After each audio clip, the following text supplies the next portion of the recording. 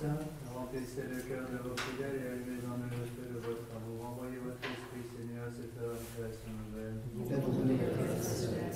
Prions Dieu qui a envoyé votre esprit sur ce monde, donnez-nous par ce même esprit de comprendre et d'aimer ce qui est bien, et de jouir sans cesse ces divines consolations par le même Jésus-Christ notre Seigneur. Je vous salue Marie, pleine de grâce, le Seigneur est avec vous. Vous êtes bénie entre toutes les femmes, et Jésus, le fruit de vos entrailles, est béni. Sainte Marie, Mère de Dieu, priez pour nous pauvres pécheurs, maintenant et à l'heure de notre mort, ainsi soit-il. Au nom du Père, au Fils et au Saint-Esprit, Comme il était au commencement, maintenant, toujours et dans tous les siècles des siècles. nos saints anges gardiens, Veillez sur nous, Saint Pédis, priez pour nous, Saint Joseph, priez pour nous. au nom du Père, et du Fils et du Saint-Esprit.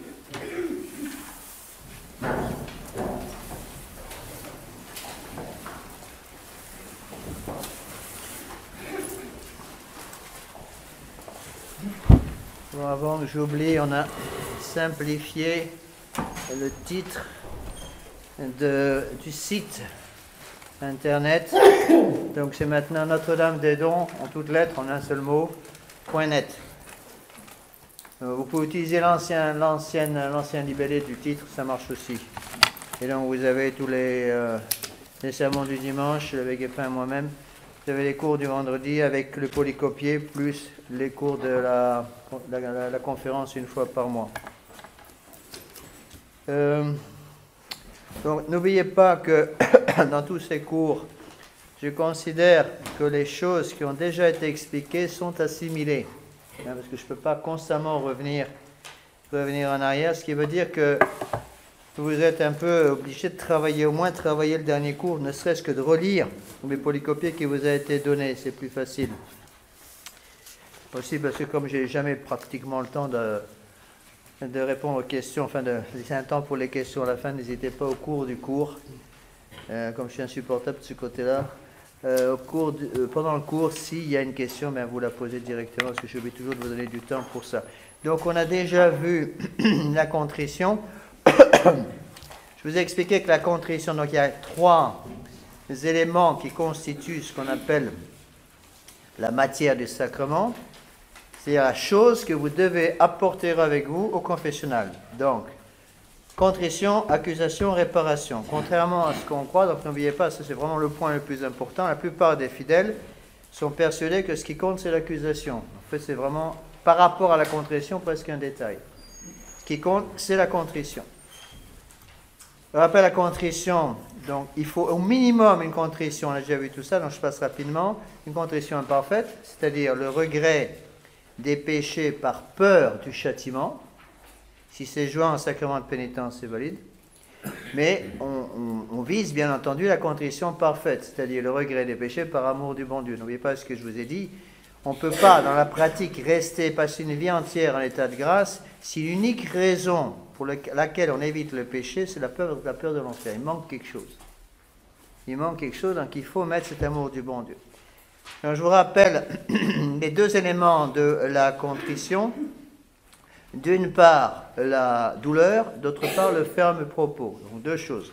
Douleur d'avoir offensé Dieu, avec ferme propos de ne pas recommencer, c'est-à-dire de prendre les moyens pratiques pour ne pas retomber. Je vous rappelle les 4 qualités de la douleur, selon le catéchisme du Concile de Trente, donc interne, surnaturelle, universelle et souveraine. Le point important étant le 2e, surnaturel. Il n'est pas possible d'avoir, après une faute grave, un regret de son péché sans une grâce actuelle de Dieu. La grâce surnaturelle qui nous est donnée, par laquelle nous pouvons regretter notre péché, n'est pas la grâce sanctifiante. Attention. C'est la raison pour laquelle quelqu'un qui est en état de péché mortel peut recevoir cette grâce. Quelqu'un qui sera en état de péché mortel, le péché mortel détruit la grâce sanctifiante. Donc on ne peut pas recevoir la grâce sanctifiante du bon Dieu pour aller se confesser après un péché mortel, c'est impossible, puisqu'il y a contradiction entre les 2 choses. Donc Dieu donne une grâce actuelle. Et c'est un point extrêmement important, sur lequel j'ai déjà insisté la dernière fois. Après une faute grave, on ne peut pas aller se confesser sans une grâce spéciale du bon Dieu qui nous permet d'aller nous confesser. On rencontre trop souvent peut-être avec des gens un petit peu superficiels dans leur foi, qui se disent « Oh, ben, je vais forcer le bon Dieu et j'irai me confesser demain. » Ben, pour se confesser demain le lendemain, rappelez-vous les conditions que j'ai expliquées la dernière fois, il faut être vivant, il faut avoir un prêtre sous la main et il faut obtenir du bon Dieu cette grâce actuelle. Le bon Dieu n'est pas tenu en conscience de vous donner cette grâce actuelle. Si vous ne la donnez pas, vous ne pouvez pas vous confesser. Plus exactement, vous pouvez dire tous vos péchés, mais si la contrition n'est pas interne, c'est-à-dire n'est pas surnaturelle, c'est-à-dire n'est pas fruit d'une grâce actuelle de Dieu, elle ne vaut rien. Elle ne vaut rien. Elle est également souveraine, donc pour tous les péchés graves commis, et universelle pour tous les péchés graves commis, et souveraine, c'est-à-dire qu'il faut que le degré de regret, en quelque sorte, de douleur que nous avons pour avoir perdu le bon Dieu, il faut que ce degré soit supérieur à celui que nous aurions pour avoir perdu une chose matérielle. Deuxième point essentiel pour avoir une bonne contrition, avec la douleur, il faut le ferme propos. Ça, j'ai déjà expliqué aussi, je couvre rapidement. Ferme propos, c'est-à-dire volonté résolue de ne plus commettre le péché mortel. Volonté résolue veut donc dire d'utiliser tous les moyens nécessaires pour fuir le péché. Cela veut donc dire, en pratique, d'éviter les occasions volontaires prochaines de péché grave. Rappelez-vous la règle que je vous ai donnée. Quiconque garde volontairement dans sa vie de tous les jours une occasion volontaire, une occasion volontaire prochaine de péché mortel ne peut recevoir l'absolution. S'il la reçoit, elle est nulle. Troisième règle, si le prêtre donne l'absolution à quelqu'un alors qu'il sait que ce pénitent garde dans sa vie de tous les jours une occasion volontaire prochaine de péché mortel, le prêtre pêche mortellement. Donc un prêtre ne peut pas donner l'absolution s'il sait que la personne ne remplit pas les conditions nécessaires, indispensables pour que l'absolution puisse s'exercer. Aujourd'hui, je voudrais surtout rapidement couvrir l'accusation et, si j'ai le temps, la réparation, la satisfaction. Donc, je vous l'ai déjà dit, l'accusation est relativement secondaire une fois que la contrition est obtenue. Je vous ai dit au début de ce cours qu'on peut, dans certains cas proportionnés, on peut donner une dispense d'accusation. Éventuellement une dispense de satisfaction, mais jamais une dispense de contrition. Donc si pour une raison grave, une personne ne peut pas accuser son péché, l'absolution pourrait être valide. Imaginez quelqu'un qui se présente à un prêtre, qui lui fait comprendre qu'il veut se confesser, mais qui ne veut pas se confesser parce qu'il ne parle pas la langue, par exemple. C'est ce qui arrive. Bon, il ne parle pas la langue. On prend dans un aéroport quelqu'un qui parle le tagalog, une petite langue très sympathique des Philippines. Moi, je ne parle pas un mot. Bon. Eh bien, il veut se confesser, il fait comprendre qu'il a un grand regret de ses péchés. Je peux déduire de son attitude extérieure qu'il regrette ce qu'il a fait, même si je ne peux pas comprendre un traître mot de ce qu'il me dit, si je suppose qu'il a la contrition, je peux lui donner l'absolution. Bien sûr, c'est des cas extrêmes. Hein. Donc, l'accusation, alors attention, au niveau de l'accusation, un certain nombre de choses doivent être précisées. Ce qui est important, c'est que le prêtre comprenne ce que vous avez fait. Donc, vous êtes tenu en conscience d'accuser tous les péchés graves, certainement commis, et certainement graves, commis depuis la dernière bonne confession. Donc, vous n'êtes pas tenu, obligé, d'accuser les péchés déjà pardonnés. Si vous n'avez que des péchés véniels sur la conscience, en stricte justice, vous n'êtes même pas obligé de vous confesser. Hein? Alors, ce qu'il importe, c'est que le prêtre ait compris ce que vous avez fait. Donc, la règle suivante, surtout pour les péchés honteux, les péchés qui relèvent du 6e et du 9e commandement, dès que le prêtre a compris ce que vous avez fait, ça suffit. Pas besoin de donner des détails supplémentaires. D'ailleurs, le prêtre vous le dira. Dès qu'il a compris ce que vous avez fait, vous continuez à expliquer. Non, ça va, j'ai compris, merci. Au contraire, si le prêtre n'a pas compris, il doit poser des questions. C'est une des catastrophes des années 60, et c'est certainement une des choses qui a préparé le plus la révolution conciliaire. C'est la façon que la plupart des prêtres utilisaient pour confesser autour des années 60, même fin 50, début 60, avant Vatican II. Ils considéraient que l'important, c'est que les gens se confessent. J'ai connu beaucoup de vieux prêtres comme ça. Donc, ils écoutaient la confession, donnaient systématiquement l'absolution, après je vous salue Marie au suivant. Il est évident qu'avec des confessions comme ça, beaucoup de confessions étaient invalides. Parce que beaucoup de gens cachent des péchés par faux respect humain ou parce qu'ils ont honte d'un péché. Donc, l'important, c'est que le prêtre ait compris ce que vous avez fait. Il faut lutter contre le respect humain. N'oubliez pas que dès que vous vous êtes accusé de vos péchés, dès que vous quittez le confessionnal, le prêtre oublie tout ce que vous venez de lui dire. C'est la règle, d'ailleurs, on a des grâces spéciales pour ça. Et même, si le prêtre vous rencontre juste après vous avoir confessé, il n'a même pas le droit de parler. Même s'il est seul avec vous, il ne peut pas vous parler de votre confession. D'ailleurs, dans la pratique, il oublie tout ce que vous venez de lui dire. C'est comme ça que ça se passe. Alors, que faut-il? Attention surtout, j'ai déjà expliqué, attention aux scrupuleux. Les gens scrupuleux, je vous l'ai déjà dit, c'est des gens qui ont une difficulté à discerner ce qui est grave de ce qui ne l'est pas. Ces gens-là doivent faire très attention, justement, de ne pas passer trop de temps au confessionnal. Surtout les gens scrupuleux, ne passez pas trop de temps à expliquer vos péchés. Cherchez pas à justifier vos péchés. L'important, c'est que le prêtre comprenne ce que vous avez fait. Point final. Vous n'avez pas besoin d'expliquer tous les détails. Vous n'avez pas besoin d'expliquer pourquoi vous avez fait ça, sauf dans un cas très précis, si une circonstance change l'espèce de péché. C'est pour ça, dans le papier, la page 7, dans le polycopier, j'indique les 3 conditions d'une bonne accusation: nombre, espèce, circonstance.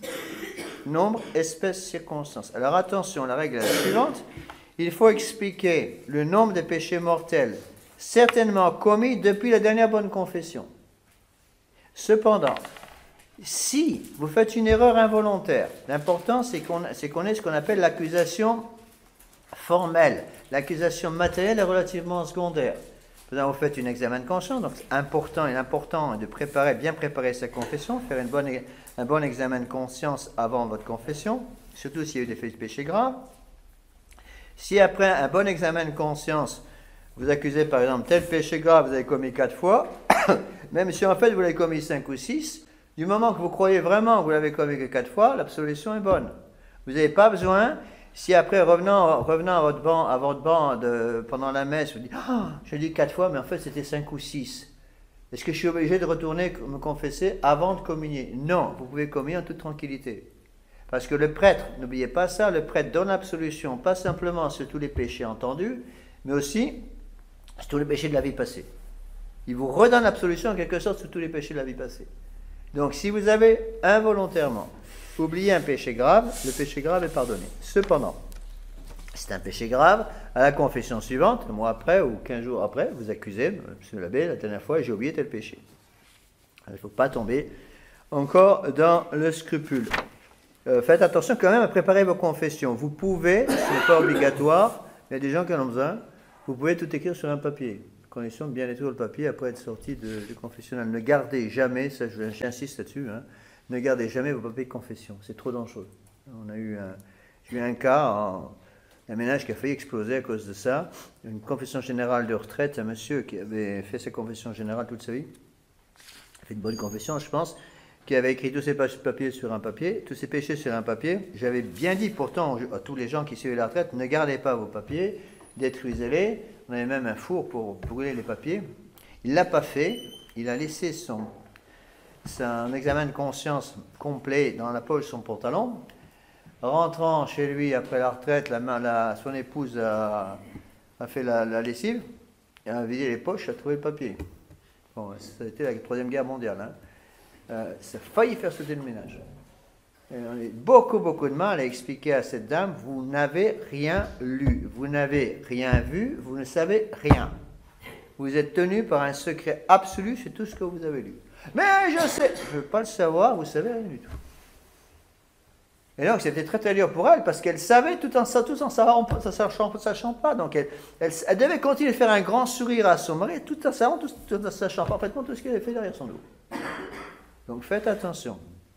Faites attention à ça. Alors 3 choses donc à expliquer.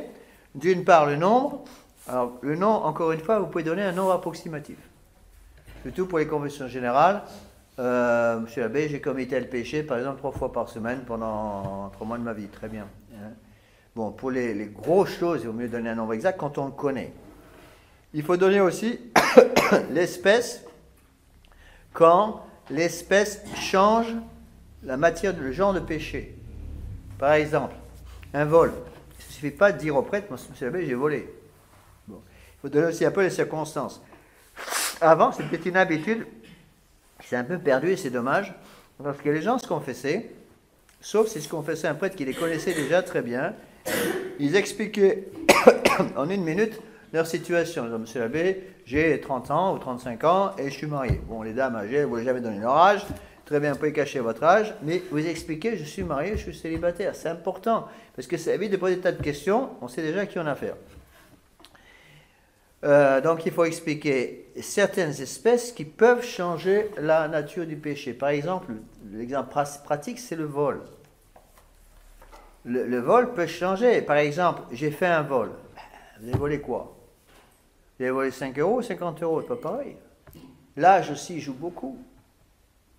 Quand je confessais au pays de langue anglaise, c'était épouvantable parce que c'est très difficile parce qu'on ne voit pas les gens qu'on confesse. Ils ont ils ont une grille comme ici, mais en plus ils ont un voile violet très épais. On ne voit rien du tout. Et très souvent, j'étais obligé de demander quel âge avez-vous? J'entendais une voix qui me disait, monsieur l'abbé, j'ai volé 10 euros. Bon, puis je voyais, mais c'est qui ça? C'est un jeune homme ou c'est un petit gamin? Et quand j'étais pas sûr, j'étais obligé de poser la question. Excusez-moi, quel âge avez-vous? J'ai 5 ans. 10 euros pour un garçon de 5 ans, si c'est ce qu'il fait, c'est une faute grave. Pourquoi? Parce que pour un enfant de 5 ans, 10 euros, c'est une grosse somme d'argent. Par contre, un adulte, 10 euros, c'est un vol, mais c'est un vol véniel. Bon, donc ça dépend un petit peu des circonstances. C'est pour ça qu'il est bon, surtout pour les ici c'est plus facile en France parce qu'on voit les gens qu'on confesse. Donc quand je suis pas sûr, moi je regarde, oh bon, ça c'est un enfant. Donc je peux poser certaines questions. C'est bien quand on confesse un enfant de 7-8 ans, il y a des questions qu'on ne pose pas. Il ne s'agit pas par la confession de troubler l'enfant, par exemple. Une question qu'on peut poser à un adulte qu'on ne proposera pas à un enfant. Donc il faut parfois expliquer certaines circonstances. Saint Alphonse de Liguori, qui est le docteur du confessionnal, donne cet exemple dans sa somme morale, qui est très connue. Il confessait beaucoup de paysans quand il était à Sainte-Agathe-d'Ego. Il était évêque de Sainte-Agathe-d'Ego en Italie. Et une fois, il confesse, il donne ça comme un exemple, il confesse un paysan qui était un peu roublard. Alors le paysan s'accuse d'avoir volé une corde de 5 mètres de long. Bon. Alors, Saint Alphonse de Liguori dit trop rien, bon, il faut la rendre cette corde. Hein. Et puis le paysan, ça va, et puis Saint Alphonse de Liguori, il voit qui c'est, il rappelle, il revient me voir un peu. Il sait qu'il y a quelque chose de louche. Il dit, mais dis donc, pourquoi il a volé cette corde? Oh j'ai volé la corde, quoi, puis il y avait un truc au bout. Ah bon, qu'est-ce qu'il y avait au bout? Il y avait une vache. Alors, il avait volé la corde et la vache, mais il avait parlé que de la corde. Bon, j'ai volé une corde, c'est pas de ma faute s'il y avait une vache au bout de la corde. Bon, il est évident que dans un cas comme ça, c'est une confession invalide.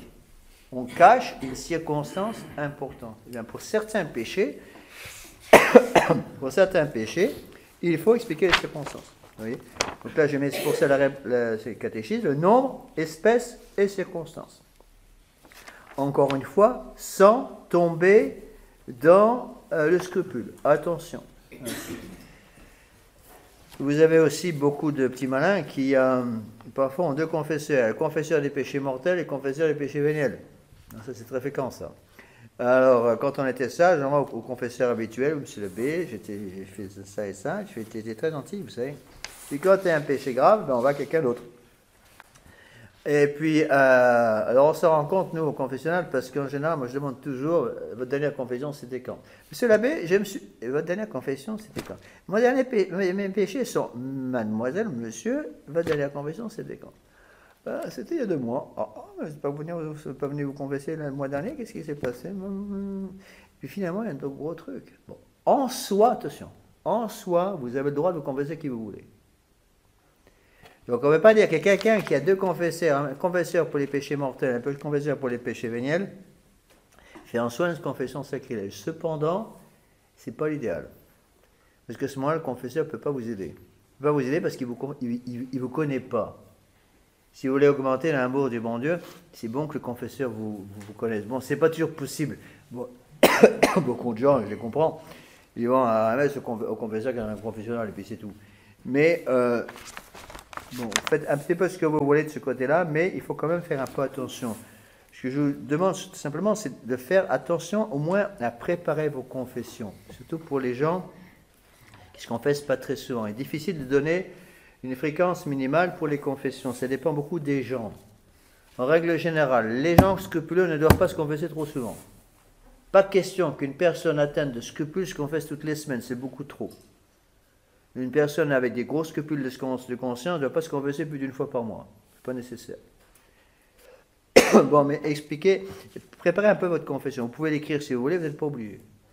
Parce que souvent, qu'est-ce qu'on voit? On voit des gens qui, littéralement, attrapent la confession en vol et n'ont pas le temps de se préparer. Pas le temps de se préparer. Pour les petits, n'hésitez pas à... Les tout petits, par exemple, qui ont du mal à se confesser, il faut que la maman aide l'enfant à faire sa confession. Un petit de 5 ou 6 ans est pratiquement incapable de faire une confession par lui-même tout seul.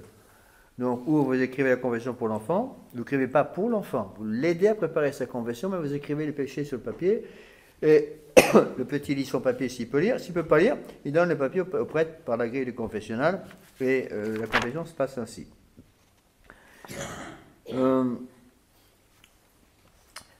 Donc, il faut le nombre, les espèces et les circonstances. Alors, les circonstances, toutes ne doivent pas être données, doivent être données les circonstances qui changent le genre de l'espèce de péché. Il y a des circonstances qui doivent être données, il y a des péchés qui peuvent être cachés parce qu'on change une circonstance importante. Un même péché peut être en lui-même un péché grave, 2 péchés graves, voire même 3 péchés graves parfois parce que les circonstances changent. Donc il y a certains cas où il faut expliciter davantage ce que vous avez fait lorsque les circonstances le demandent. Voilà ici les textes, je vous ai mis en bas de la page 7 les textes du Concile de Trente, qui expliquent ce que je viens de vous donner.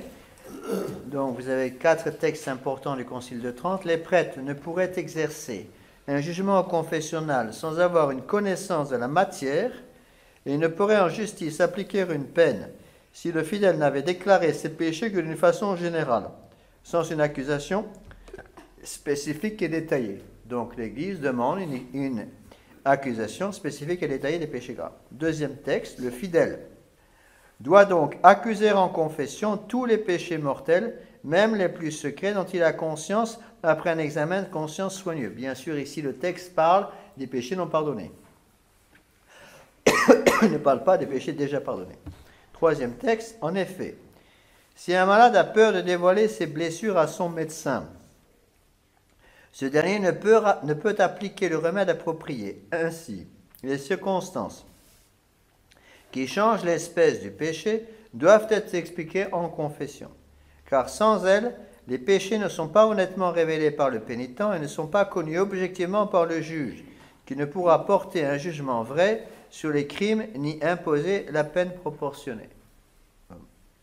Quatrième texte, si quelqu'un dit que dans le sacrement de pénitence, il n'est pas nécessaire de droit divin pour la rémission des péchés, de confesser chacun des péchés mortels dont on a souvenir après un sérieux examen de conscience, même les plus secrets et ceux qui vont contre les 2 derniers préceptes du décalogue, péché de désir et de pensée, ainsi que les circonstances qui changent l'espèce des péchés, ou qu'il n'est pas bon de confesser les péchés véniels, qu'ils soient anathèmes. Vous voyez, tous les points y sont.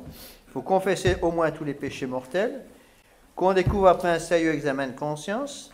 Il faut confesser les circonstances qui changent l'espèce des péchés, et vous pouvez confesser les péchés véniels même si vous n'y êtes pas tenu. Alors, il faut distinguer, d'autres distinctions qu'il faut faire. Il faut faire un petit peu attention. J'ai remarqué que, surtout dans les milieux de la tradition, beaucoup de gens ont trop tendance à ne considérer que les péchés mortels sont toujours des péchés contre le 6e et 9e commandement, péché d'impureté. C'est vrai que lorsqu'on touche au péché contre la pureté, il y a pratiquement à chaque fois matière grave. Attention, matière grave ne veut pas dire qu'il y a péché grave. N'oubliez pas, on verra ça plus tard dans le péché, pour qu'il y ait péché grave, qu'est-ce qu'il faut? Matière, mais il faut aussi la connaissance et le consentement. Mais il y a toujours matière grave dès qu'on touche au 6e et 9e commandement. Mais j'ai remarqué que trop souvent, on ne s'occupe plus que de ça. Et on oublie qu'il peut y avoir des péchés graves dans d'autres domaines. L'expérience m'a montré que les péchés, souvent graves, qui se commettent, même parfois chez nos fidèles, sont les péchés contre le 5e et le 1er commandement. Et qui sont les péchés de malice, souvent. Quand nos fidèles commettent des péchés contre le 6e et le 9e commandement, ce sont les péchés graves, très souvent, qu'ils accusent, mais la plupart du temps, ce sont des péchés de faiblesse. C'est une distinction importante entre un péché de malice et un péché de faiblesse. Attention, c'est pas parce qu'un péché est un péché de faiblesse qu'il n'est pas mortel. Un péché de faiblesse, peut-être un péché mortel, mais c'est un péché qui va être absous facilement. Un péché de malice présente une caractéristique de malice, si vous voulez, qui fait qu'il est plus difficile à absoudre. Il faut vraiment que la personne change. Mais par contre, beaucoup de gens oublient les péchés contre le 5e et le 1er commandement, qui sont la plupart du temps des péchés de malice. Bon, quels sont ces péchés? Péchés contre le premier, enfin j'explique rapidement parce que ce n'est pas le sujet du cours, on verra ça quand on verra les commandements.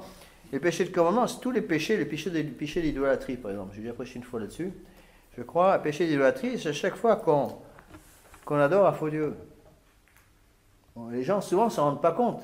Quelqu'un qui, par exemple, l'exemple que je vous avais donné, je crois, en sermon, c'est des gens qui facilement, des catholiques habituels, qui vont à la messe tous les dimanches, qui vont manquer, par exemple, la messe du dimanche pour une réunion sportive, ils ne se rendent absolument pas compte qu'ils ont commis un péché d'idolâtrie. Ils adorent une créature, un ballon rond ou ovale, mais ils adorent. Bon, et ça, j'ai vu ça dans les tas de pays. En Nouvelle-Zélande, le jour de la finale là, entre la France et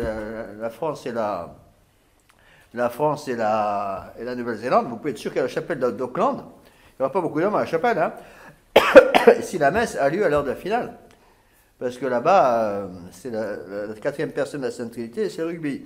Bon, et bien, même si quelqu'un est un grand amoureux du rugby, même si la messe est à l'heure de la coupe du monde du rugby, eh bien, quelqu'un qui sciemment manque la messe à cause de la Coupe du monde du rugby, eh bien, il commet une faute grave.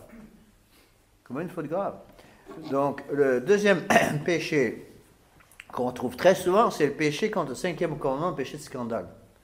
On n'y pense pas beaucoup à ça. Le péché de scandale, c'est le péché par lequel... Scandale, c'est le péché par lequel on provoque le péché chez le prochain. Donc il y a une gravité spéciale du péché de scandale parce que non seulement on pêche, mais on fait pécher l'autre. Et très souvent, les gens ne pensent même pas. Quand j'en parle en retraite, je me rends tout à fait compte que les gens ils tombent des nues en disant « c'est vrai, on n'a jamais pensé à ça ».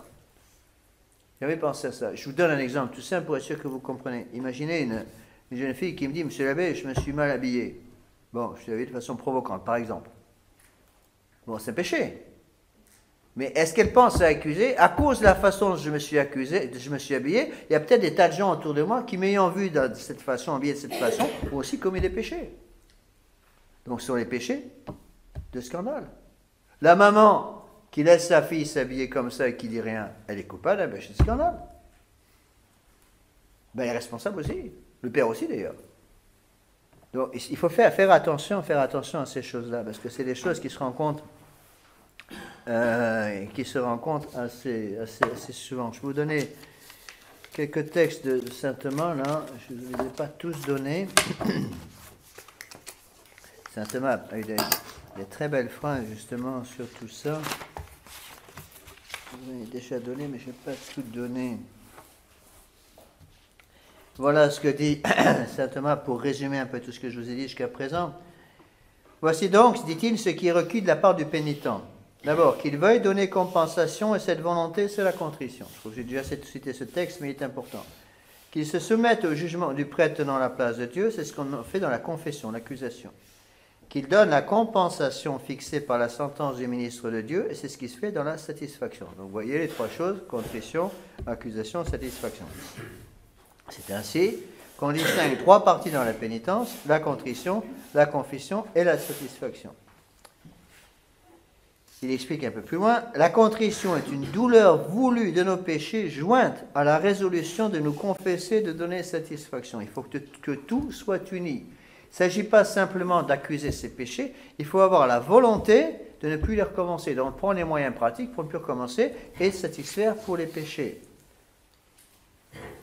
De là, dit-il, vient qu'on dit quelqu'un brisé quand il est arraché à son propre sentiment. Or, comme la rémission du péché exige que l'homme abandonne complètement toute cette affection pour le péché, que son propre sentiment retenait à la manière d'une solide continuité, l'acte par lequel le péché est remis s'appelle métaphoriquement contrition.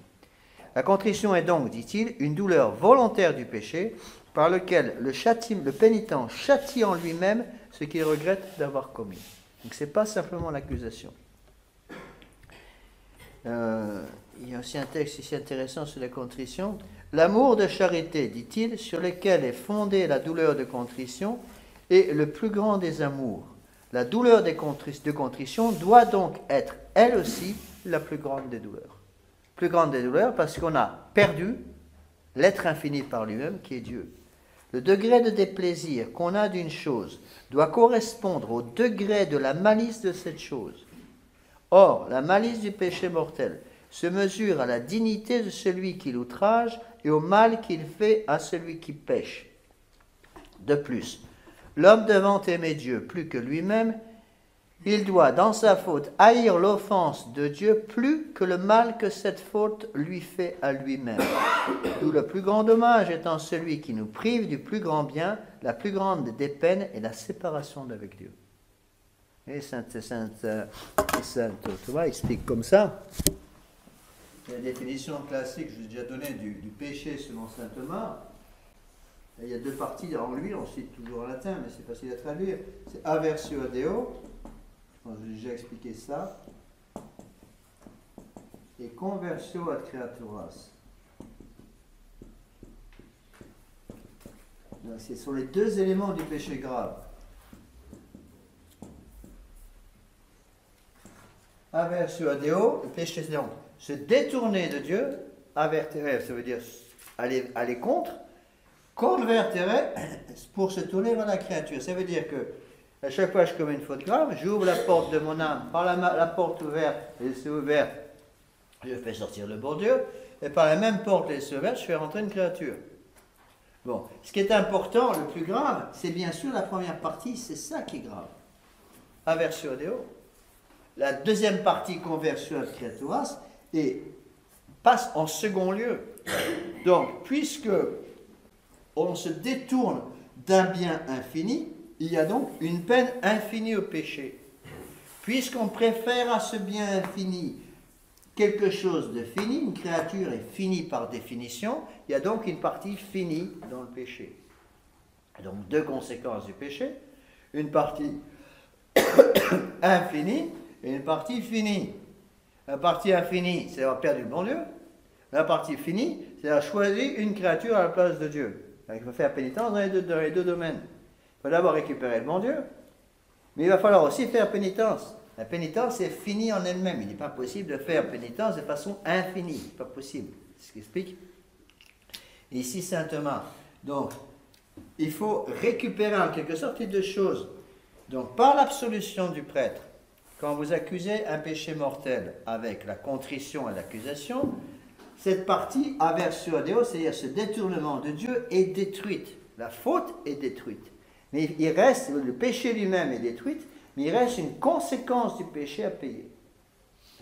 Donc il reste le fait qu'on a choisi une créature à la place de Dieu et qu'il va falloir maintenant aller contre cette tendance qu'on a laissée rentrer dans notre âme pour se détacher de la créature. D'où nécessité de faire pénitence. Alors vous avez beaucoup de textes, j'en donne un ou deux de Saint Thomas qui expliquent bien ces choses-là. Le degré de déplaisir, c'est toujours Saint Thomas, le degré de déplaisir qu'on a d'une chose doit correspondre au degré de la malice de cette chose. J'ai déjà cité, mais je recite pour que vous compreniez bien. La malice du péché mortel se mesure à la dignité de celui qui l'outrage ou au mal qu'il fait à celui qui pêche. Il doit donc, dans sa faute, haïr l'offense de Dieu plus que le mal que cette faute lui fait à lui-même. C'est-à-dire qu'il y a dans la faute grave une partie infinie, parce qu'on se heurte à l'infinité de Dieu, qui ne peut être réparée que par un acte infini qui vient de Dieu seul. Alors, je vous donne d'autres textes, je n'ai pas le temps de tous vous les donner, parce que Saint Thomas a beaucoup écrit sur la confession, il y a beaucoup de questions sur le sujet, je vous donne les parties les plus importantes pour vous.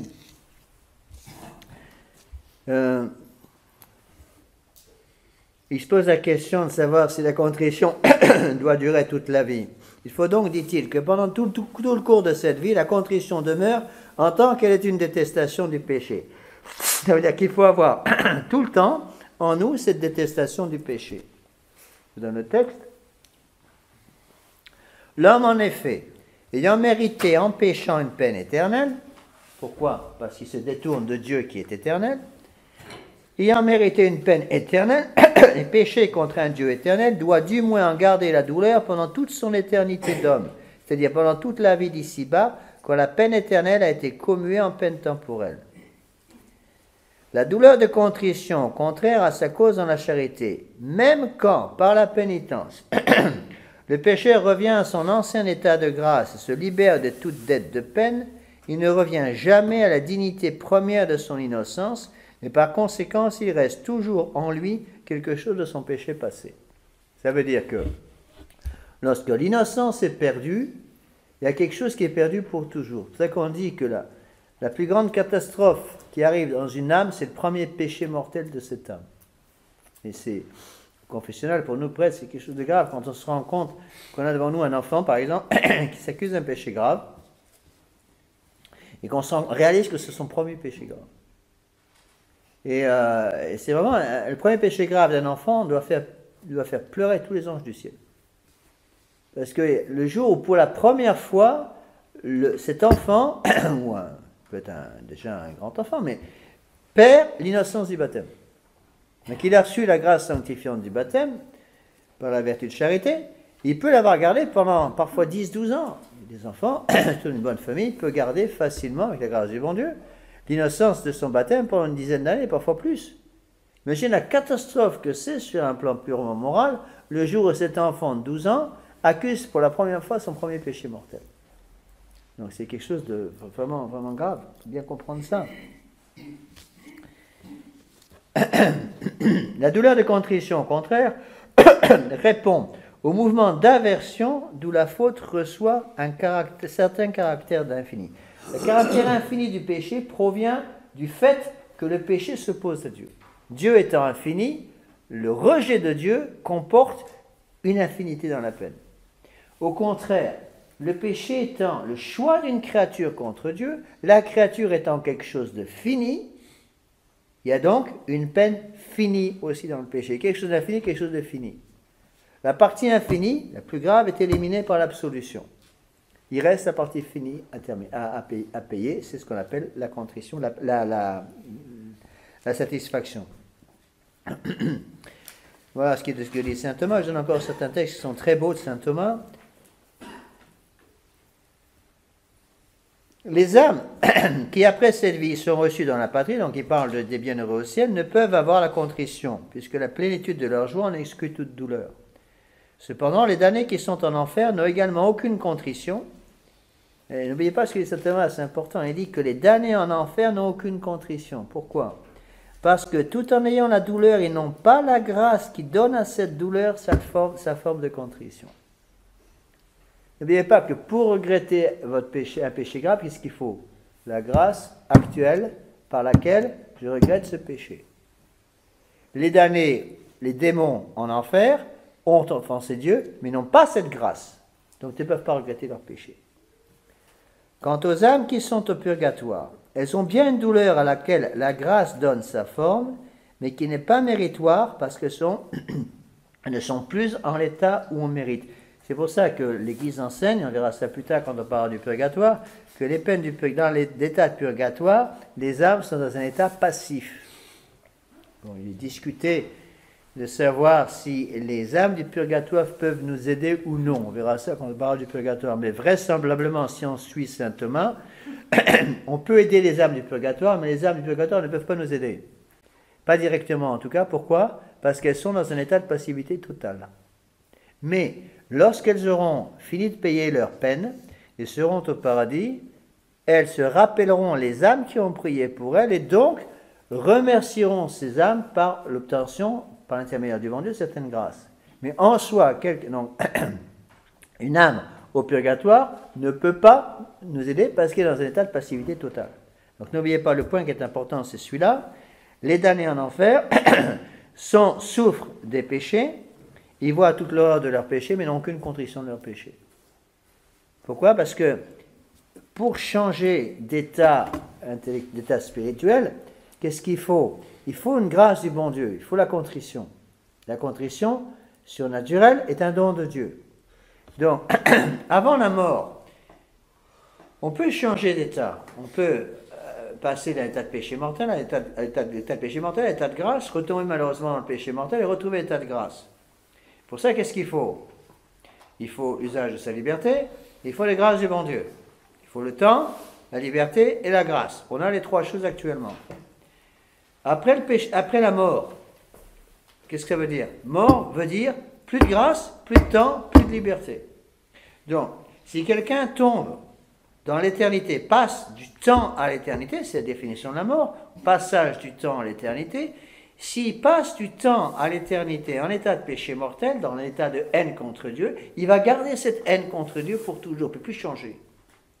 D'accord? Si quelqu'un, au contraire, meurt dans l'état de grâce, eh bien, il va garder cette amitié avec le bon Dieu pour toute l'éternité parce qu'il ne peut plus la perdre. C'est la raison pour laquelle le bon Dieu nous dit bien qu'il viendra comme un voleur et qu'il faut se préparer et pas attendre le dernier moment pour se confesser. Je donne un dernier texte ici de saint Thomas.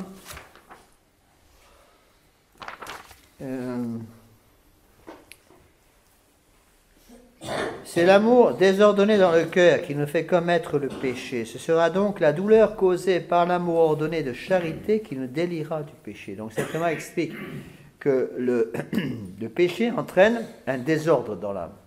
Et l'absolution du prêtre remet de l'ordre dans cette âme.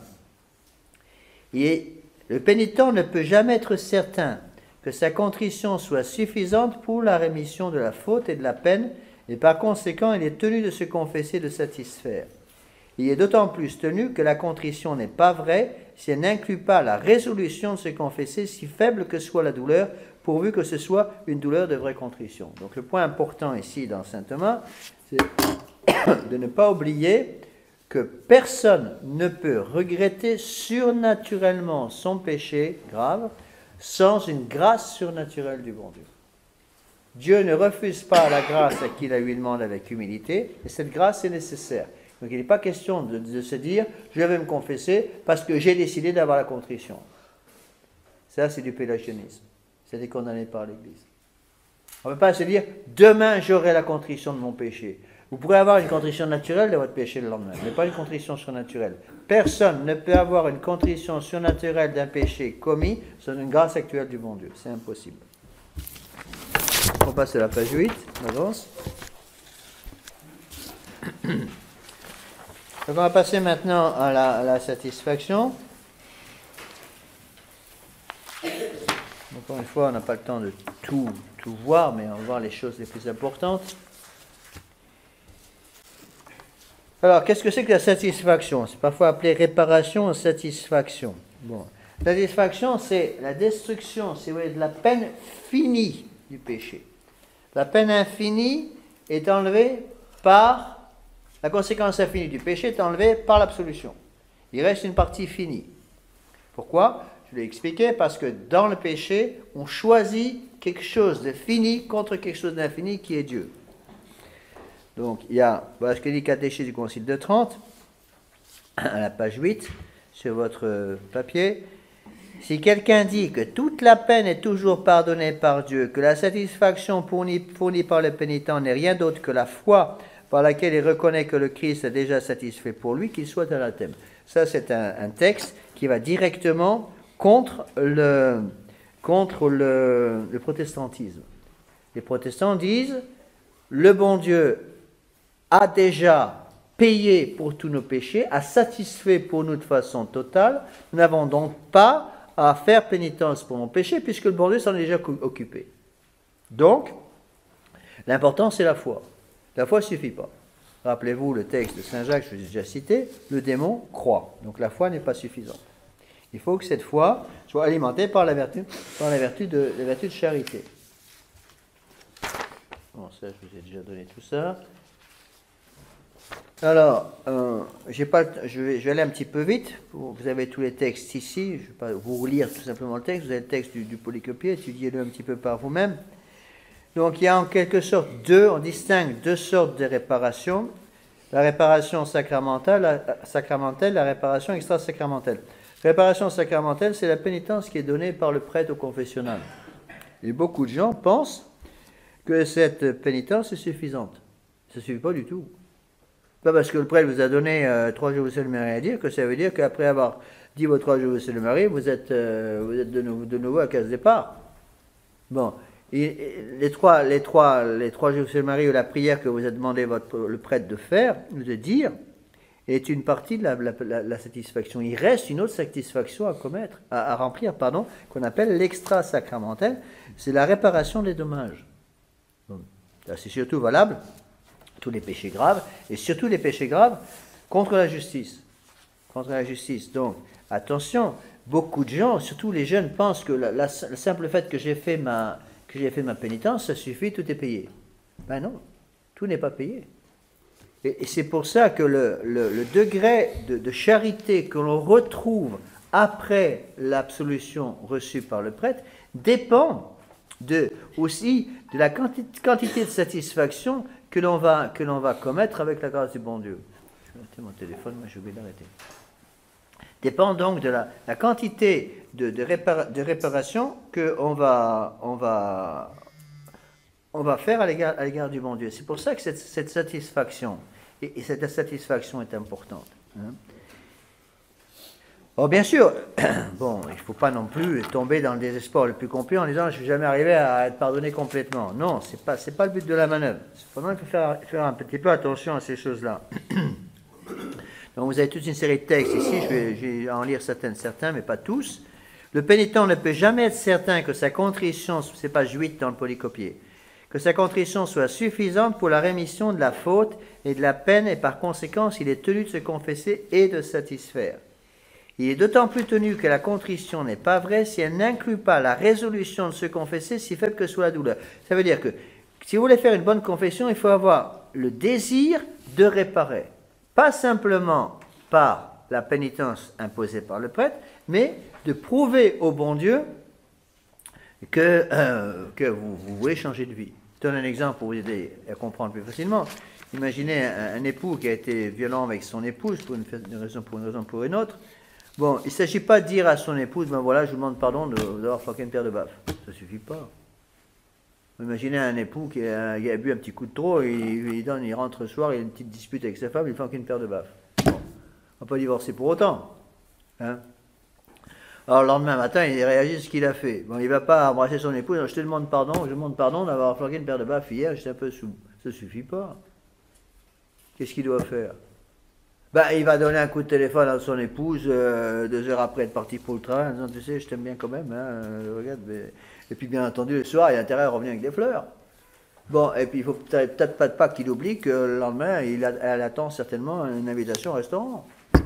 Bon, alors, il ne s'agit pas de se dire, ah ben moi, j'ai demandé pardon, ça suffit. Ben non, ça ne suffit pas. Et plus l'offense est grave, plus la réparation doit être proportionnée. Vous voyez? Alors, quels sont les grands moyens, si vous voulez, les grands moyens de réparer? C'est un point important du catéchisme, c'est au bas de la page 8. L'Église a toujours enseigné qu'il y avait 3 grands moyens de réparer, de satisfaire, ce qu'on appelle les œuvres satisfactoires. Il y en a plusieurs, mais il y en a 3 essentiels: l'aumône, le jeûne et la prière. Alors, ça, il faut revenir un petit peu au catéchisme pour bien comprendre ces choses-là, pour comprendre, il faut revenir un petit peu à un autre point de catéchisme que j'expliquerai plus à fond plus tard, à propos du péché originel. Bon, c'est que le péché originel, j'ai déjà un peu expliqué ça, je reviens rapidement, pour être sûr que vous compreniez bien. Le péché originel,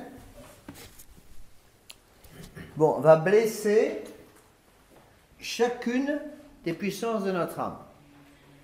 Donc, chaque puissance de notre âme est blessée par le péché originel. C'est-à-dire que même après le baptême, on a déjà un petit peu expliqué ça par le baptême, je reviendrai plus à fond dans l'explication concernant le péché originel. N'oubliez pas que le baptême efface la tâche du péché originel, mais pas les conséquences, ce qu'on appelle les blessures. Donc chaque puissance de notre âme est blessée par le péché originel, même après le baptême. Donc vous avez 4 puissances de notre âme. Qui se rappelle les 4 puissances de notre âme? J'ai déjà expliqué plusieurs fois ça. Sans tricher sur vos papiers. Répondez pas tous ensemble. L'intelligence,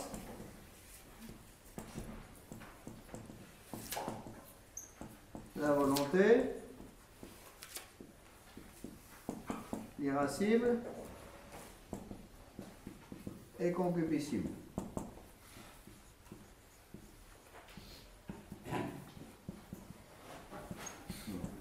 Quatre puissances que toute âme a. À partir du moment où vous avez une âme, vous avez ces 4 puissances. Il n'y a pas besoin de catholique pour ça. Non. L'intelligence, quel est le but de l'intelligence? Pourquoi? Quel est l'objet formel de l'intelligence? Je vous ai expliqué ça au moins 5 ou 6 fois. Quel est l'objet formel de l'intelligence? Le vrai. Bon. Et quelle est la blessure qui correspond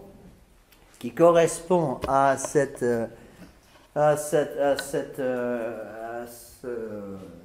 puissance de l'âme? Pas tous en même temps, s'il vous plaît. L'ignorance.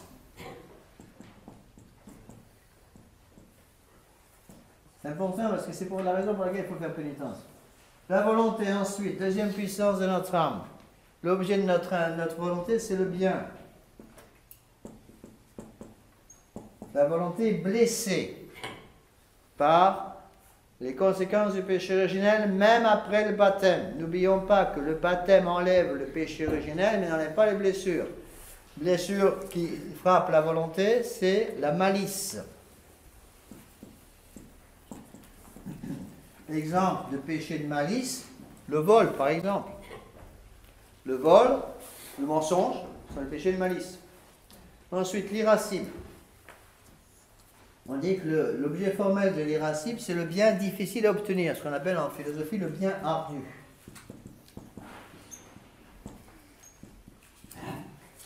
Le bien ardu, mais cet irascible va être blessé par la faiblesse, ce qu'on appelle la faiblesse.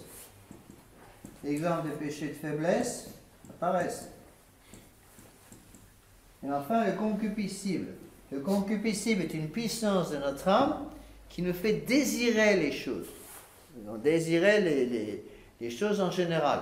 Bon, heureusement qu'on a un concupiscible, parce que si on n'avait pas de concupiscible, bon, on n'aurait pas envie de manger, par exemple. Bon, ce serait mourir de faim. Donc, le concupiscible, si vous voulez, va nous faire désirer les choses et va être blessé par ce qu'on appelle la concupiscence. Donc attention, la concupiscence et concupiscible sont deux choses différentes. Hein? La concupiscence.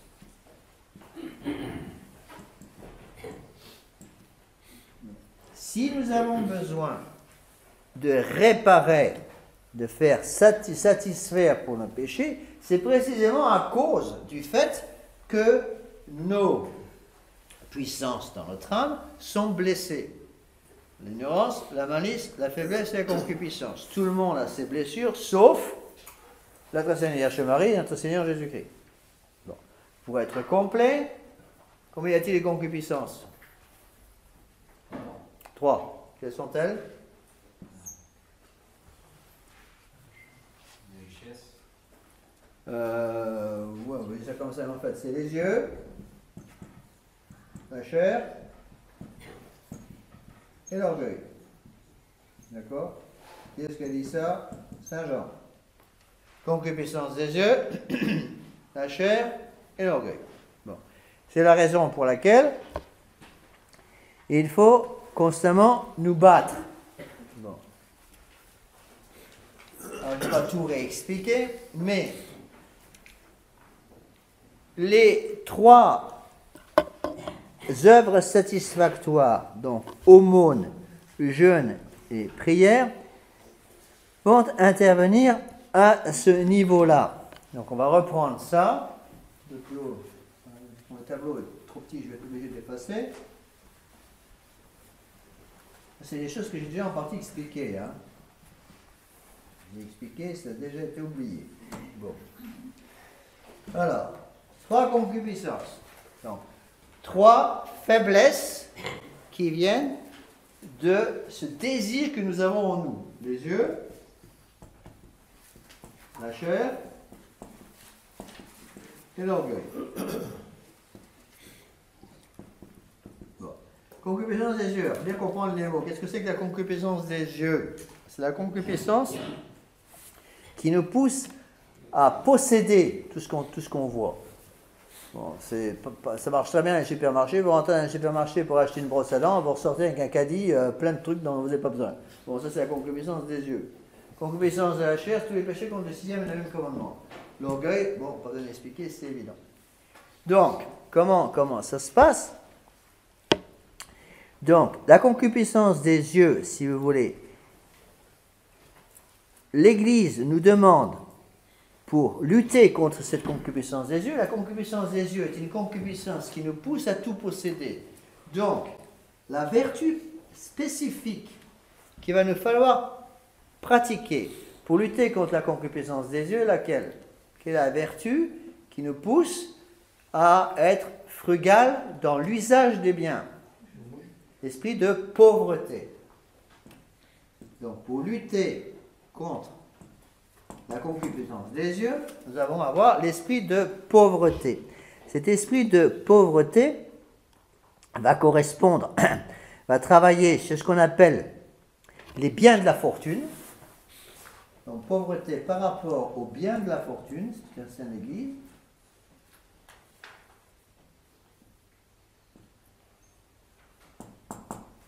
Et là, nous trouvons la première de ces œuvres satisfactoires, à savoir l'aumône.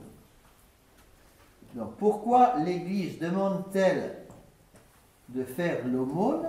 Parce que l'aumône nous aide à lutter contre la concupiscence des yeux en pratiquant l'esprit de pauvreté afin de donner une partie des biens de la fortune. Bon. Deuxièmement, concupiscence de la chair. Cette fois-ci, c'est la vertu de chasteté qui est en compte. La vertu de chasteté.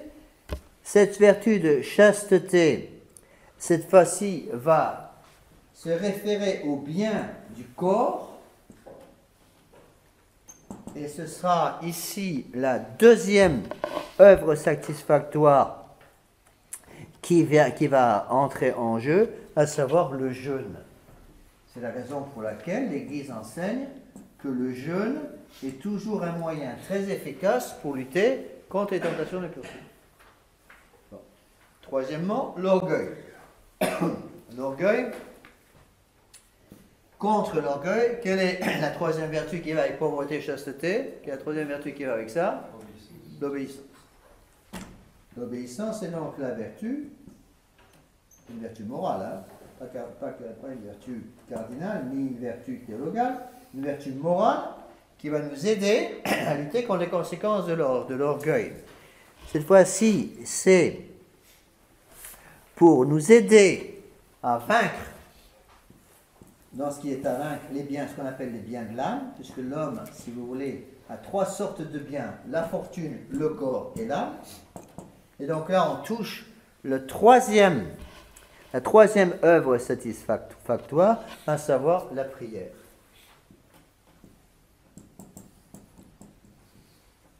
Donc vous voyez, aumône, jeûne, prière. C'est la raison pour laquelle l'Église a toujours enseigné, beaucoup de saints ont parlé de ça, les trois grands moyens de satisfaire en dehors du confessionnal. Donc là, on parle de la réparation extra-sacramentelle qui suit la confession, l'aumône, le jeûne, la prière. Et on est tous tenus à faire cette réparation, au moins en partie. Donc, mortifier ses yeux, mortifier la chair, mortifier l'orgueil. Alors, les prêtres, les religieux, en soi, sont tenus de façon différente selon les ordres religieux, mais en général, au vœu de pauvreté, vœu de chasteté, vœu d'obéissance, vous êtes tenus, en tant que laïc, à esprit de pauvreté, esprit de chasteté, esprit d'obéissance. Ce serait complètement faux de croire que les gens dans le monde ne sont pas tenus, par exemple, à la chasteté. Il y a une chasteté, on en parlera plus tard, il y a une chasteté dans le mariage qui correspond à la mortification de la chair dans l'état de mariage, selon la volonté du bon Dieu.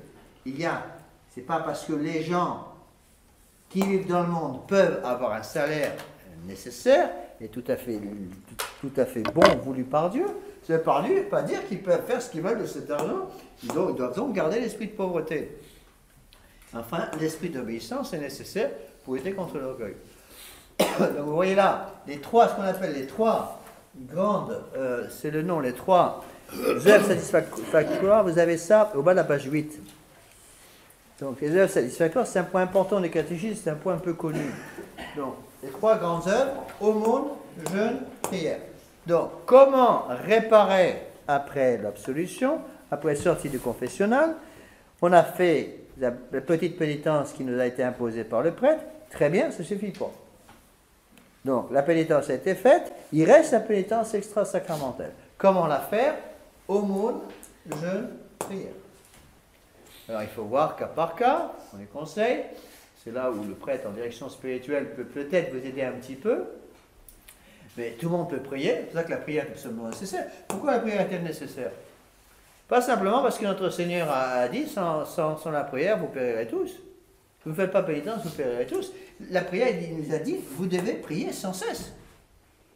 Donc ce n'est pas une demande de notre Seigneur plus ou moins voilée, c'est un ordre. Nous sommes obligés de prier. Pourquoi? Parce que la prière vainc l'orgueil. Quand je prie, je tombe à genoux devant Dieu et je demande quelque chose qui est au-dessus de moi. Donc je m'humilie. La prière est donc toujours une certaine forme d'humiliation. C'est donc un acte d'obéissance par lequel on reconnaît qu'on a au-dessus de nous quelqu'un qui a un pouvoir sur nous. Donc la prière est nécessaire au salut. Jeûne, c'est pareil. Voilà, encore une fois, il faut être prudent, pas faire n'importe quoi comme jeûne. Le jeûne a toujours été considéré par les pères de l'Église comme le meilleur moyen de lutter contre la chasteté. De lutter contre les tentations contre la chasteté. Et enfin, l'aumône, pour pratiquer l'esprit de pauvreté contre la concupiscence des yeux. Donc vous avez ces textes au bas de la page 8. Là, je vous l'ai dit. Les œuvres satisfactoires. Donc, là on parle de la satisfaction extra-sacramentelle. Les œuvres satisfactoires sont donc au nombre de 3. Aumône, jeûne et prière. La satisfaction doit être telle qu'elle nous enlève quelque chose au profit de l'honneur de Dieu. Par le péché, on a pris quelque chose qui appartenait à bon Dieu. Par la pénitence, on lui rend ce qu'on lui a pris. Or, nous n'avons que 3 genres de biens, ceux de l'âme, ceux du corps et ceux de la fortune, ou bien extérieurs. Nous nous enlevons quelque chose des biens de la fortune par l'aumône, et des biens du corps par le jeûne. Quant aux biens de l'âme, nous ne devons pas nous les enlever en touchant à leur essence ou en la diminuant, puisque c'est par eux que nous sommes agréables à Dieu, mais en les soumettant totalement à Dieu, ce qui se fait par la prière. Alors, page 9, maintenant. Vous avez déjà eu ces papiers, je pense. Je n'ai pas donné? Oh. Je vous amènerai la prochaine fois. Je pensais vous avoir déjà donné, excusez-moi, j'ai oublié. Je pense que vous avez. Vous êtes là ou non? Non, désolé, je pensais vous les avoir. Je vous les donnerai la prochaine fois. Notez-le moi. Je note ça. Je pensais vous les avoir déjà donnés. Vous les avez sur Internet, hein, mais je vous les donnerai la prochaine fois, excusez-moi. Ça avait déjà été fait. Donc, les racines du péché sont au nombre de 3 d'après Saint Jean. C'est le texte que je vous ai déjà cité. La concupiscence de la chair, concupiscence des yeux et l'orgueil de la vie. Tout péché, en effet, est commis contre Dieu, contre le prochain ou contre nous-mêmes. Au premier s'oppose la prière, au second l'aumône, au troisième le jeûne. Le jeûne avec la vertu, je relis tout ce que je viens de vous expliquer au tableau. Le jeûne avec la vertu de chasteté combat la concupiscence de la chair, l'aumône avec l'esprit de pauvreté combat la concupiscence des yeux, et la prière avec la vertu d'obéissance combat l'orgueil de la vie. Elle s'harmonise aussi très bien avec cet autre caractère de la satisfaction qui est de fermer l'entrée de notre âme aux suggestions du péché. Bon, est-ce qu'il y a des questions sur ce point que je viens d'expliquer qui est important? Vous m'avez compris? En général, quand il n'y a pas de questions, ça veut dire que tout le monde n'a rien compris ou que tout le monde a dormi. C'est la règle. Je voulais vous demander, monsieur, Oui. l'aumône, le jeûne de la prière, est-ce qu'il faut le faire avec une intention de réparation? De toute façon, dans l'esprit de l'Église, à partir du moment où vous pratiquez ces vertus, parce que ce sont des vertus, dans ce sens-là, à partir du moment où vous pratiquez l'esprit de pauvreté, l'esprit de chasteté, l'esprit d'obéissance, donc le jeûne, l'aumône et la prière, automatiquement vous faites la réparation.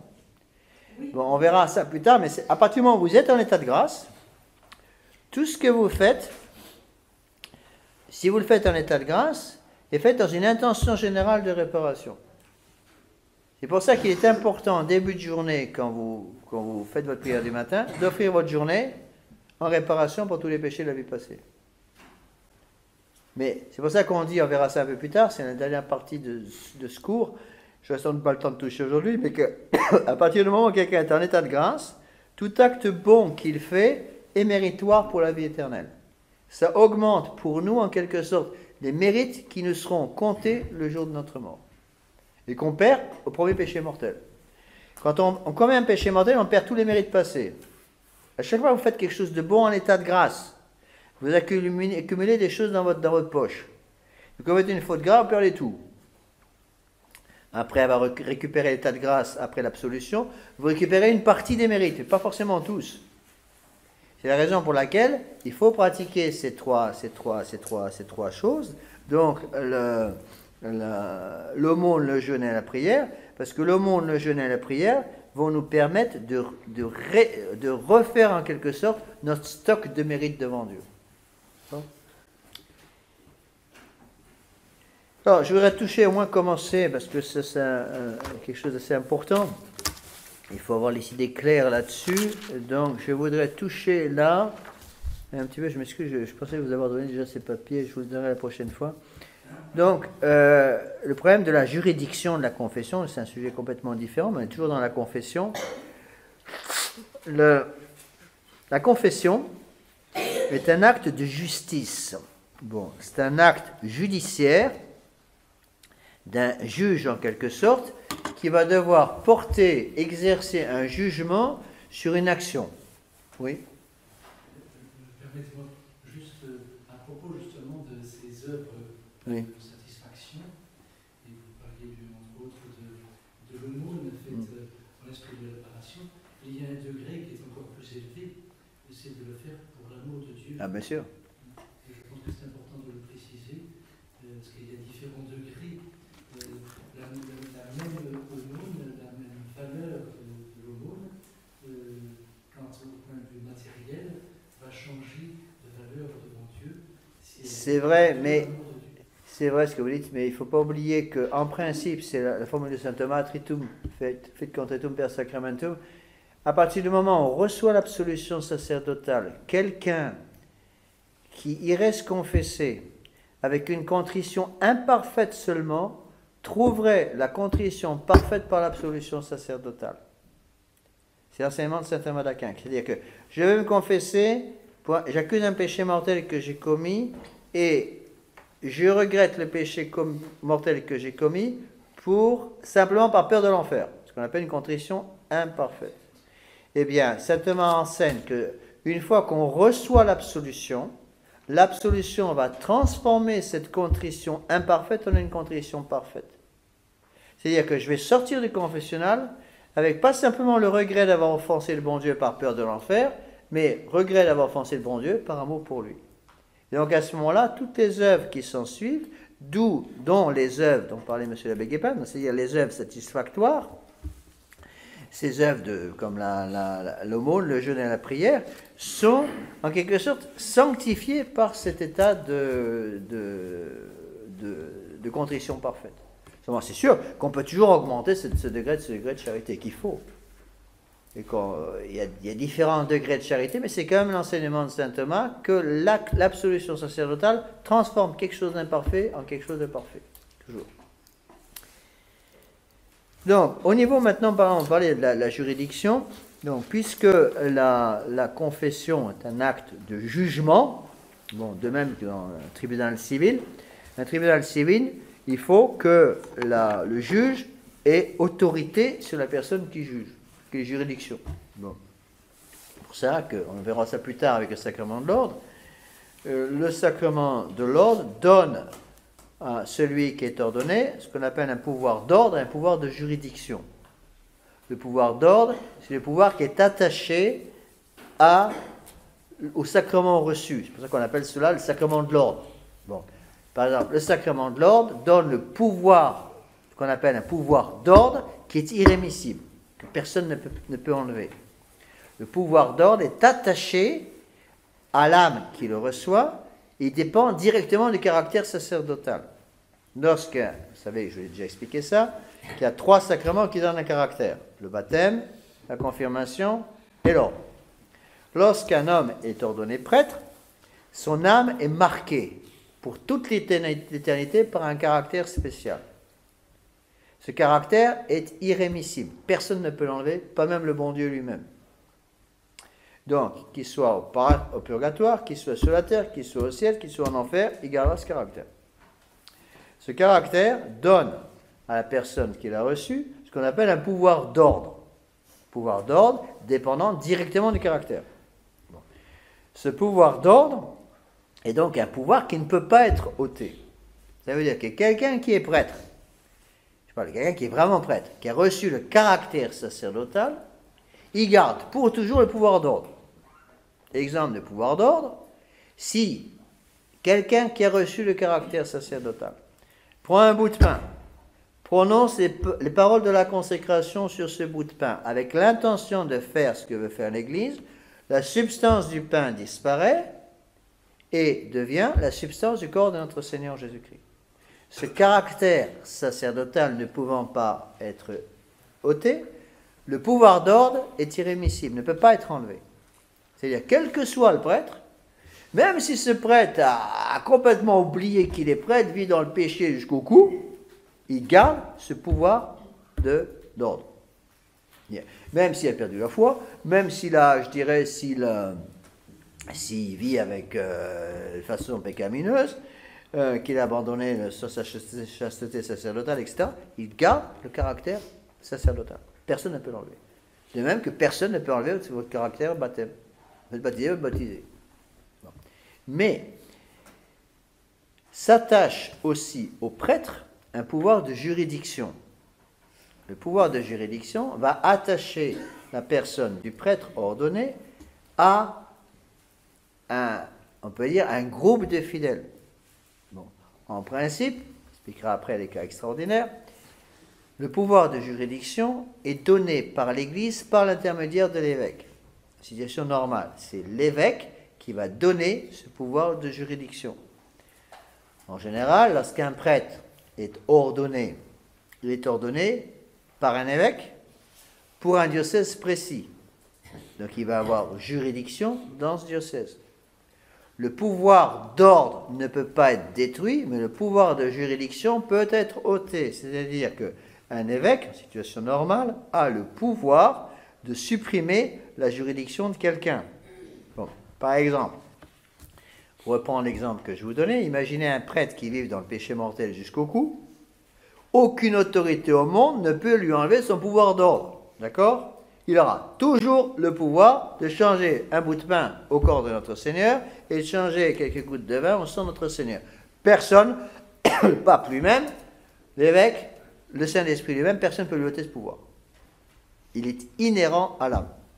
Par contre, quand un prêtre vit de façon scandaleuse, pécamineuse, son évêque peut lui ôter la juridiction en lui disant, puisque vous ne remplissez pas vos fonctions de prêtre comme l'Église le demande, je vous ôte la juridiction, vous n'avez plus juridiction pour vos fidèles, ce qu'on appelle le pouvoir de juridiction. Donc, il est très important dans la situation actuelle de l'Église de savoir qu'il y a deux formes de juridiction. Bon. Il y a une juridiction dans les cas normaux, qu'on appelle la juridiction ordinaire, et la juridiction pour les cas extraordinaires, qu'on appelle, comme le nom l'indique, la juridiction extraordinaire. Cette juridiction extraordinaire est réglée surtout par le Code de droit canonique. Le Code de droit canonique est le code qui donne les lois canoniques pour l'Église. Donc, c'est le Code de droit canonique que nous suivons. C'est un code qui a été préparé par le pape Saint Pie. Saint Pie est mort en 1914. Il n'a pas eu le temps de finir son code. Son code a été publié par son successeur immédiat, c'était Benoît XV. Donc il est publié, si mes souvenirs sont exacts, en 1917. Donc le pape est mort en 14, et le pape Saint-Pie est mort en 14, son code de droit canon, qui porte son nom, ce code de droit canonique de Saint-Pie, c'est publié en 17. Mais tout le travail avait été fait sous le contrôle général de Saint-Pie. Il est important de connaître que même dans le nouveau code de droit canon de Jean-Paul II, publié en 83, qui est un code que nous n'acceptons pas, je dirai pourquoi plus tard, c'est un code complètement moderniste, même dans ce code-là, ils n'ont pas pu enlever toute la partie des codes qui correspondent au pouvoir extraordinaire du prêtre. C'est pour ça que ces pouvoirs sont très importants. Donc il faut savoir qu'il y a donc une double juridiction. La juridiction est nécessaire dans certains cas, nous verrons ça plus tard, donc on va faire toutes les distinctions. Elle est nécessaire pour la validité, mais cette juridiction peut être ordinaire ou extraordinaire. Donc il est très important de savoir que on entend souvent des gens qui n'ont pas compris ce problème nous dire, par exemple, vu la crise de l'Église, les prêtres n'ont plus besoin de juridiction. C'est faux. Les prêtres ont toujours besoin de juridiction, même en crise de l'Église. Ce qu'il faut répondre, c'est que, vu la crise de l'Église, nous n'avons plus une juridiction ordinaire, mais une juridiction extraordinaire. Et l'Église a prévu, dans sa sagesse, a prévu des lois pourtant extraordinaires. Je n'ai pas besoin de vous faire un dessin pour vous expliquer qu'on ne vit pas exactement dans une situation normale de l'Église. Bon, on vit une situation tout à fait extraordinaire de l'Église. Donc on ne peut pas, on n'a pas la prétention d'utiliser la juridiction ordinaire de l'Église. Nous utilisons donc la juridiction extraordinaire de l'Église. Donc il faut le savoir. Donc il y a deux erreurs à éviter. Première erreur, de dire on n'a pas besoin de juridiction, ce qui est faux. Deuxième erreur, on l'entend aussi, nous utilisons une juridiction ordinaire dans l'Église. C'est faux. La juridiction que nous utilisons dans l'Église est une juridiction extraordinaire. L'Église a prévu cette juridiction extraordinaire qui est nécessaire à la validité de beaucoup de sacrements. Pas pour tous. Il n'y a pas besoin de juridiction, par exemple, pour baptiser un bébé. La preuve, c'est que quelqu'un qui n'a pas de juridiction peut baptiser un bébé. Un laïc peut baptiser un bébé. Mais pour confesser, en fait, il faut une juridiction. Avons-nous une juridiction ordinaire sur nos fidèles? Non. Avons-nous une juridiction sur nos fidèles? Oui. Avons-nous une juridiction extraordinaire sur nos fidèles? Oui. Et c'est cette juridiction extraordinaire que nous utilisons. C'est surtout le cas pour deux sacrements. Le sacrement de pénitence et le sacrement de mariage. Donc, c'est pour ça qu'il est important de bien connaître. Je ne vais pas vous faire un cours de droit canon, mais les prêtres doivent bien connaître leur droit canon, et je pense que les fidèles doivent connaître une partie du droit canon, et je vais vous expliquer un petit peu cette juridiction. Donc cette juridiction est nécessaire pour la validité du sacrement de pénitence. Donc c'est ou une juridiction ordinaire, ou qu'on peut appeler parfois déléguée, ou une juridiction extraordinaire ou de suppléance. Donc dans certains livres, on appelle cette juridiction extraordinaire juridiction de suppléance, mais c'est la même chose, en fait, pour simplifier. Le droit canon doit être utilisé pour le salut des âmes. Pourquoi? Parce que, à l'impossible, nul n'est tenu. Donc le bon Dieu, évidemment, veut le salut des âmes. Vu la situation impossible dans laquelle nous sommes aujourd'hui, qui est une situation qui n'a jamais été envisagée, même, je dirais, dans l'esprit des gens. Jamais on a vu des choses pareilles, même au Xe siècle, dans ce qu'on appelait le siècle de fer, même dans les périodes les plus épouvantables de l'Église. Il y a eu parfois des papes qui, même d'Arras lui-même, la meilleure histoire de l'Église que vous puissiez avoir, c'est l'histoire de l'Église de d'Arras. D'Arras lui-même reconnaît qu'il y a eu certains papes qui ont eu des mœurs qui n'étaient peut-être pas très convenables, mais jamais ils ont bougé au niveau de la foi. Jamais, jamais, jamais. Bon. Pour la première fois dans l'histoire de l'Église, nous avons devant nous des gens qui se prétendent papes et qui ont touché la foi. Bon. Donc, immédiatement, ça veut dire qu'on n'est pas dans une situation normale. C'est une situation extraordinaire. Donc, attention, ne mélangeons pas torchons et serviettes. Il faut une juridiction. Donc on n'a pas le droit de dire, on l'entend trop souvent, eh bien on se passe de juridiction. Non, on ne peut pas se passer de juridiction. Un prêtre qui confesserait sans juridiction, c'est invalide. Un prêtre qui se mettrait confessionnal, qui absolverait des péchés, sans juridiction, la confession serait invalide. Alors, là encore une fois, paniquez pas. Ah, vous savez, j'ai pu me confesser à vous. Mais non. Il y a deux types de juridiction. Une juridiction pourtant ordinaire et une juridiction pourtant extraordinaire. La juridiction pourtant ordinaire s'appelle la juridiction ordinaire. La juridiction pourtant extraordinaire s'appelle, devinez comment, une juridiction extraordinaire. Donc, il y a 4 cas de ce qu'on appelle juridiction de suppléance. Juridiction de suppléance, ça veut dire une juridiction qui supplée une situation anormale. On n'est pas en situation normale, donc on passe à un degré différent qu'on appelle une juridiction de suppléance. Je vais vous donner simplement, je vous cite les 4, et puis après je vous les expliquerai, j'en ai expliqué qu'une seule aujourd'hui, par manque de temps. Donc là, il y a l'erreur commune, le danger de mort, le cas de nécessité et le prêtre excommunié. Bon. L'erreur commune, donc c'est le code de droit canon numéro 209, qui dit ceci. En cas d'erreur commune, ou de doute positif et probable, sur un point de droit ou de fait, l'Église supplée la juridiction pour le fort tant externe qu'interne. Bon, je suppose que c'est de l'hébreu pour vous. Ça veut dire quoi? Ça veut dire, l'erreur commune, ça veut dire que je m'adresse à un prêtre qui n'a en fait pas juridiction pour me confesser. Le simple fait que je m'adresse à lui en lui demandant d'entendre ma confession, je lui donne une juridiction, ce qu'on appelle l'erreur commune. Un prêtre se promène en train de dire son bréviaire. Il a été excommunié 25 000 fois par son évêque. Bon, il est en soutane, il est en train de dire son bréviaire. Le prêtre, l'évêque de lieu, lui a retiré toute juridiction pour entendre des confessions. Vous approchez de lui et vous lui dites, Monsieur l'abbé, est-ce que vous pourriez me confesser, s'il vous plaît?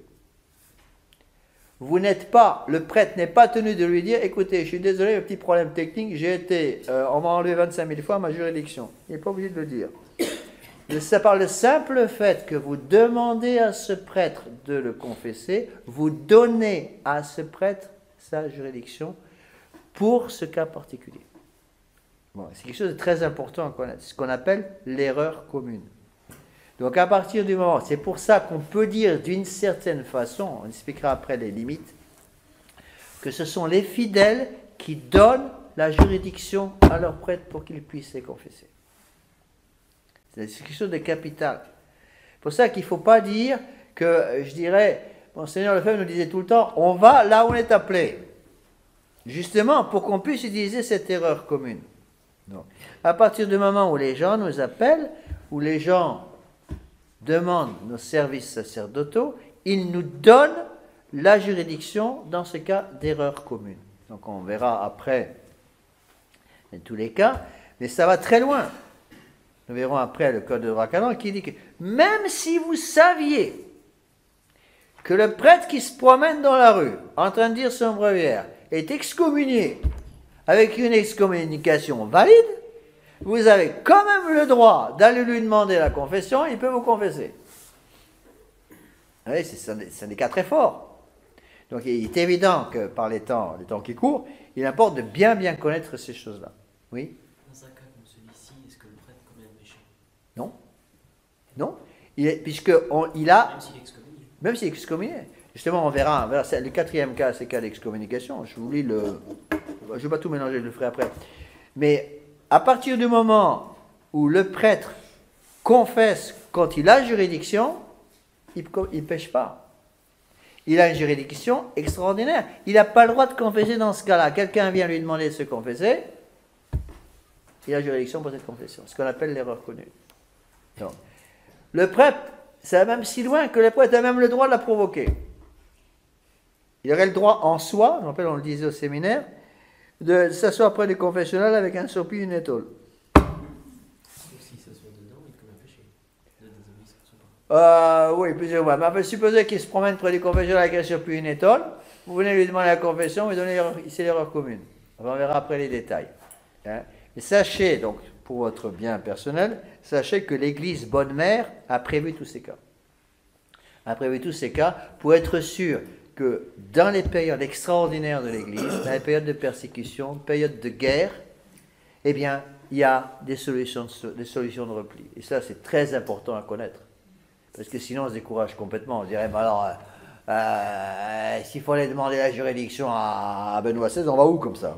Rassurez-vous, vous n'avez pas demandé de juridiction à Benoît XVI. Bon, Dieu merci. Il faut savoir que l'Église a prévu tous ces cas. Donc on les verra. Je vous donnerai le texte. Je m'excuse, je ne pensais pas arriver à la page du pour ça. Je vous donnerai ces textes la prochaine fois. Dans le prochain cours, vendredi prochain.